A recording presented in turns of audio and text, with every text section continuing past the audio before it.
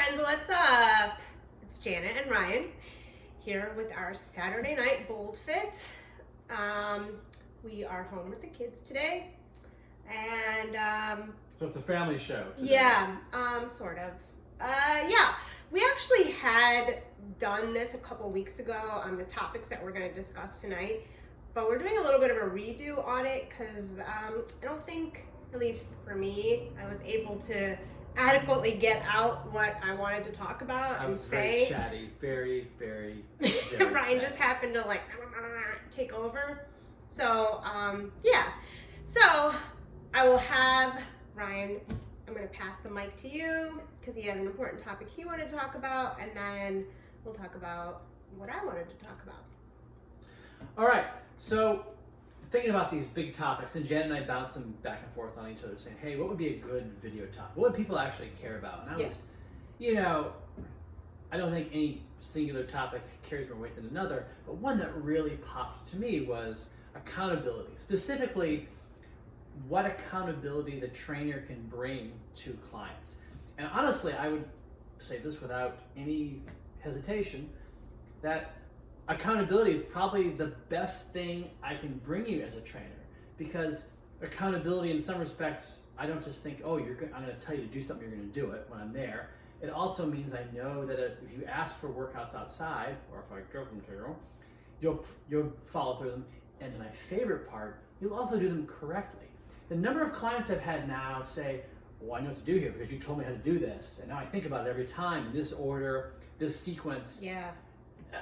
That is a big deal. And I don't want to sound like kind of a shoddy salesman here, but the reality is when you're a personal trainer, you're working with a person sometimes for years. And you start out in one place and you go through numerous stages, just like any other aspect of your life.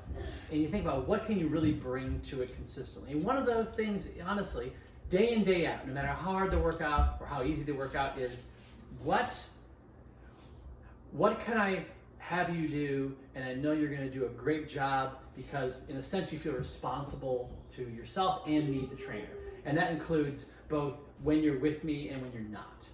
And I love hearing that. I love hearing one of my clients say, yeah, I do push-ups when I watch TV now, and I know I do them correctly because you walk me through all the different pieces of how to do it.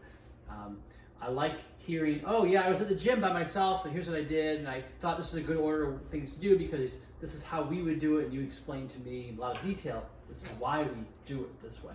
Right. And I like that a lot. No, I actually feel like I get more of those kind of anecdotal, comments about what clients realize outside of the gym, which is important, not just, for them to see and understand the movement patterns and how to improve for their quality of life, but we're working on functional movement training, right? So all these different things we work on are things that we're, emulating of what our daily activities are in life. And so when they come back, when clients come back and say, now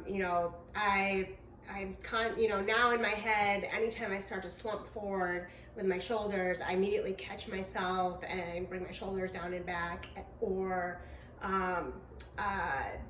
people will say a lot of it with hinging movement, where you have to drive your hips and glutes back, and most people, when they bend over to do something, they're using their back a lot, which is why you get a lot of lower back pain. And when people tell me that, okay, now I'm engaging my glutes when I bend over to brush my teeth, and it is, you're just like, oh, that just warms my heart. And I gotta give Jen a major compliment on this, because she'll often reference and even theme parts of the workout as real world activities. I realize I'm much more like, we keep the weight close because the weight close is good. and I know that it's translated to real life activities, but Janet actually uses them in the workout as an example. Well, now we're gonna pick something up. How do we pick it up correctly? So I do think that accountability is a big part of what we do. It's very much what we want to bring to our business is people. If you train with us, we want you to think about us all the time. Well, to at least think about what they're learning. Yeah, I mean, that's really what's the important stuff to me. And I guess and this is something that we can cover also with like the training styles, but people, when you're there's going to be different things that you could focus on as a result of getting fitness training. Some of it might be data, and certain metrics, or PRs or anything like that, but I guess because of the kind of training we do and the clientele that we have, we really just, I think, we're able to find our progress and what we are, intending to do. So it doesn't always necessarily have to be a metric. It definitely doesn't have to be a goal weight, and I talk about this a lot with my clients, like how do you want to feel? Like what does, weight in and of itself is not necessarily a representation of like a fitness goal. But yeah, so I just wanted to throw it in, like there's different, ways to measure progress and quality of life that. Yeah. And I will say that both as a trainer and personally, I get so excited when a client who initially struggled with something, perfect example, squat. Yeah. They struggle with getting any kind of real depth, any kind of real balance. They are just having a real hard time with it. And after training and being really thoughtful about it, and also just honestly getting stronger and more confident in it, they can do it, and they can do it well. Yeah, it's exciting. It is exciting, and maybe it is exciting. Maybe it's kind of a silly thing for us to enjoy, but I think it makes perfect sense. Well, no, I have a client who has had certain hip issues because one leg kind of the foot turns out more while the other one stays pretty straight, so that that's affecting the alignment between the knee and toes and ankle stability. And so there's a lot of just hip balance work, pelvic stabilization.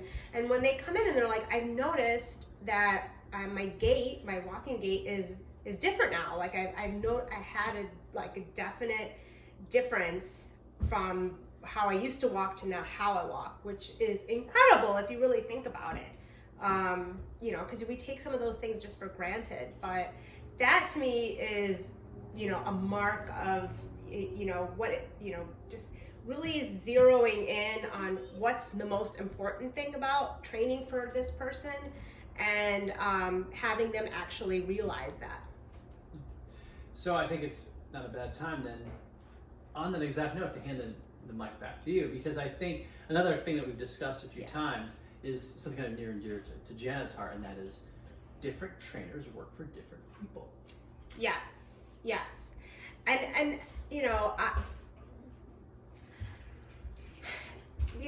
when you're trying to figure out, what you want to get out of training, right? We know that if you have a trainer, hopefully they're going to help keep you accountable. Hopefully they're going to design a program that's going to be beneficial and help meet certain goals that you, or maybe you and the trainer, came up with. But having just been with so many different clients now, and also seeing how other trainers work with their clients, I think first of all, it's good that there's multiple styles, because what I've often heard, particularly from my female clients, is that when they go get a trainer at a gym who's just randomly assigned to them, the first thing they'll have them do is warm up a certain way and focus a lot on the weight loss or cardio. And then when they maybe do start to do some sort of strength training with them, it's very just circuit based. They're not really learning form or why it's important to be able to squat and anything like that. So, they ultimately don't stay with those kind of trainers because they often are just feeling shamed, that you gotta be doing this and you're not losing this. And some people may want that, and that's cool, right? Yeah.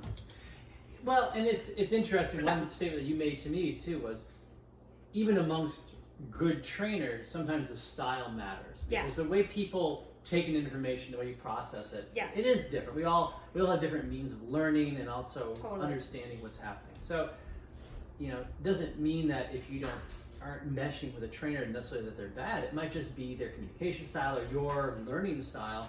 I guess what I'm saying is, be picky. You should. You're paying for it. Right. It's a premium service. Be picky. Yeah. Look, when you're talking to your trainer, and if they're worth their medal, honestly, ask them questions. If they don't have the answer, they'll find out. And sometimes they might be able to explain it to you, though, in a way that you're able to then incorporate. But yeah, there's tons of different styles. Many of them very good from very erudite and thoughtful trainers. And the reality is, we all learn a little different. I think of some of the people that I've trained and worked out with. Yeah. And the things that have stuck. Yeah. Versus the things that, it makes sense, but it doesn't. I can't really use it. Right. For whatever reason, my brain doesn't see it that way or feel it that way. Right. I think of, so one of the examples that comes to mind is how to do push-ups, right? Yeah. So how to do push-ups. Gate. And of course, as always, our son is in the background making lots of random noise. He'll be in the camera in a second, whether he knows it or not. Yeah, stop. So, doing push-ups, which honestly is a very challenging maneuver for a number of people. The reality is, you're doing many things at one time. You're keeping your entire body stiff. You're utilizing your core to keep you stable. You're utilizing your glutes to keep your lower body in line. And you're also trying to make sure your shoulders in the right position vis-a-vis your elbows, which also be in the right position to actually execute the push-up. When I was learning how to do push-ups, I'm sure it was, middle school gym class. And it was just go, go, go, go, go, go, push up, push up. People are crashing to the floor. People are letting their hips drag, or they're kind of in some sort There's of... really no explanation of it. Exactly, Right? it's just push up. Yeah. And in general, like there's no ever explanation of any of the movements that we're constantly doing, right? Versus a wrestling coach I had who went through the trouble of saying, here's where you should feel it. Here's where you shouldn't. And here's how it should generally look to start with some modification. And also the fact that some things, this is my personal favorite aspect of many pieces in fitness, is there are some things that are going to be uncomfortable almost no matter what. I would argue that holding a barbell in a squat, the correct way is not comfortable, but it's safe and balanced. Well, in a push-up, people tend to put their hands in a position that puts a lot of stress on their wrists and maybe on their elbows and their shoulders. When you can move them around and find a more optimum position, you don't have to live with that aspect. It's someone just saying, dude, you can turn your hands. and still be able to perform it correctly, but now with a lot less strain on your wrists, or again, as opposed to like some sort of strict orthodoxy, like you only can do it this way. Exactly. And push-ups another fun one, because for some reason so many people love to do it looking straight ahead, which is a lovely way to pull everything out of position. I mean, there's so few exercises and moves where I can think where you want your head misaligned by design with the rest of your body and your spine. So anyway, I didn't even think of it. So it was literally something I learned. I'm not gonna say how many years. My birthday is next week, so a long time ago. But I mean, early, in my teens, and how to do this. Yes, it was before electricity existed. So. What made me really think about this as well, not just in conversations that I have with clients, but as far as even attracting other clients. If somebody comes to me and, we talk about the things that they want to work on. In fact, probably the number one thing I hear from people is they really want to work on their strength. And I'm thinking in mostly like full body way, core strength definitely is a big one. And just, or upper body, or in general to have some sort of resistance training be part of that program. Most trainers hopefully are doing some sort of initial assessment to kind of just get an idea of how the client moves, where there might be some imbalances or deficiencies or just not aware of a certain movement pattern.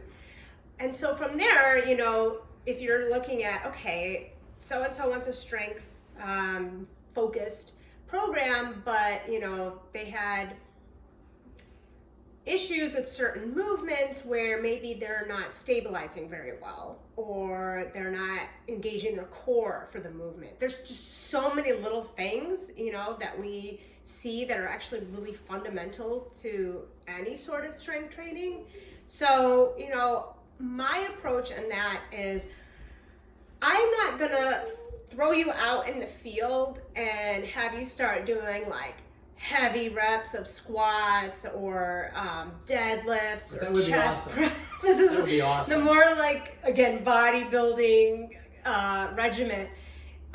If you're not able to first even perform a squat that's more or less, you know, in the proper movement pattern, there's to me no point why you would jump.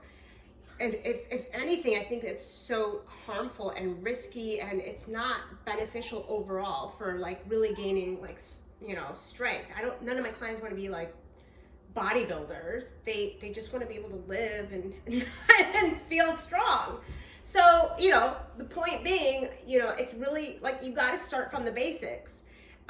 Even if you are even more advanced, we still have to take it at a certain level. You know, this is a very progressive focused style of training.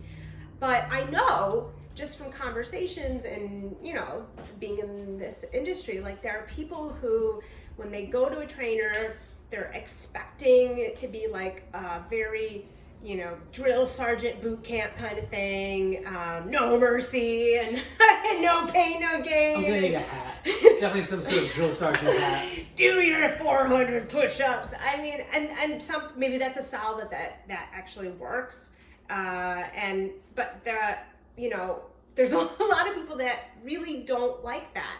And it's interesting to see how some people might gravitate more towards that because they think that's what a good training session is. They're gonna beat me up. I'm gonna like possibly puke at the end. You know, I'm gonna walk. I'm not even gonna be able to walk out of here. Possibly. You know, like I have to be, and I hear this a lot from people. I know I had a great workout because I'm so sore. Well, it's not exactly how it's supposed to work. But, you know, for me, when I'm with people, like I definitely don't have a drill sergeant approach. Like I think, you know, we've talked about this numerous times, where I want people to really enjoy movement, and yeah, we talk a lot of technical stuff. We're very serious about, you know, our safety and what we're doing, but at the same time, you know, I just got to make it more like a fun learning experience while we're getting certain foundational things, you know, in place before we can move on to that next step. So you may have done 400 million boot camps in your lifetime, but if you're not able to execute a push-up or a squat, or a bicep curl, a lunge more or less correctly, then I don't care what you've done in the boot camps. We need to really go back. And there's nothing wrong with that either. Like, we are constantly revisiting our own movement patterns. Like, oh, my squat, you know, was a little bit off here, or my push-ups have definitely been off because my shoulder injury. So I shared this with a client the other day, and I'll share with you guys now. I'm at the point now where I literally have 3 cameras set up when I'm squatting. So ridiculous. But it's simply because I'm alone. If I had someone with me, it'd be a little different. But it's the number of different things going on. It's such a complex set of maneuvers to execute it correctly, particularly with significant weight, that I want to make sure I'm doing it correctly and consistently correctly. Yeah. So I guess what I'm saying is, find someone that is giving you enough information, and you can ask questions of when you still don't have quite enough. And, you know, the stylistics are important. I still am amazed when I get asked by a new client, will you yell at me? Yeah. Well, we've talked about this. I've had that from women telling me, you know, that's a very common experience that they've had with a male trainer. You know, and I just like, I've had like 3 or 4 male trainers. I've never asked that question. So I was actually quite confounded by it. again, this is like the idea of what is a good training session supposed to be like. Somebody's yelling at me, somebody's like blah blah blah. Like there's no joking in training, right? There's no crying in baseball. Very serious. Very, very serious. So, for them it's very refreshing because there's a lot of vulnerability involved as well for people who are learning to, improve their fitness. And I think it's important to be very cognizant of that because we're not, the whole idea isn't just to have you do sets and reps, but we're also creating behavioral change, right? We are helping you to move better so that you move in your life better, so that you are able to be more aware of your own mind and body, because that's extremely critical in what we're doing. And those are like real things that you can take out and apply in life. So why would I want to yell about that? Like, I actually want to have fun because for me, I know, like, I enjoy it. I do trainings that are fun to me. Definitely not just for you. No, but that was fun, right? No, but I mean, that's what I say. I don't want people to be like crying or like whatever. I want them to be happy. I want them to enjoy what they're doing. I want them to understand and learn, and in an environment that's also, like, you can be pretty open and honest, and I'm definitely going to make some jokes, good or bad, here and there. It's mostly good. They're pretty good. There's a lot of laughing involved sometimes, but yeah, but so what? Okay, if you take like a few minutes to chat and laugh, like, that's not going to be the end of the world. That doesn't make your session like, oh my God, what are you paying for, right? you're just talking to your trainer. It's very therapeutic. But you were actually just saying, the learning aspect, right? We want our clients to ask questions. Some people are definitely much more inquisitive than others. And again, I think there's this idea that the trainer speaks and the client does, right? There's no like real cross communication. But on the other, we want, we're showing you something, blah, blah, blah. If you don't understand it, let's talk about it. Or if you read something about blah, blah, blah, let's talk about it. I think all of that stuff is really important. Citation. Citation. I want people to think and not just have it be a mindless task, because that's not actually going to, I think, yield the best results. But it doesn't mean you need to barrage with questions. I mean, I'm just being natural here, but I like talking about it as much as we're doing it. I feel like I talk more proportionally to those who ask less questions, because I want to make sure they have all the information. Yeah. If people are asking questions, then you're feeding them, you're trying to at least feed them the information that they need, and also trying to give them the information they may not know to ask. But for those who don't ask, we always will say, no, it's okay, what do you want to do? Then, no, and that's okay, I get it. I'm very introverted about it. Yeah. Then I make sure, I know you do as well, to explain, this is why we're doing it. Yeah. This is both the why we're doing it now, and also the why it matters, and also walking through it stepwise, and confirming they understand each piece. We don't want anyone to walk away and say, I don't even have any idea what just happened. Or why. Yeah, it was hard, but I don't know what really we did. Yeah. That would be a shame. Yeah, and I feel like it makes the client very, very dependent on the trainer for whatever the training may be, instead of the client feeling ownership over the training. So and that's, there's this a trust and balanced relationship there. It shouldn't be one-sided. At all. Like it definitely, I would encourage, oh God, your phone's about to die. Oh, it's all right. We're still going, but we are nearing. Why don't you finish your statement and we'll wrap it up? I think we're good. Yeah. No,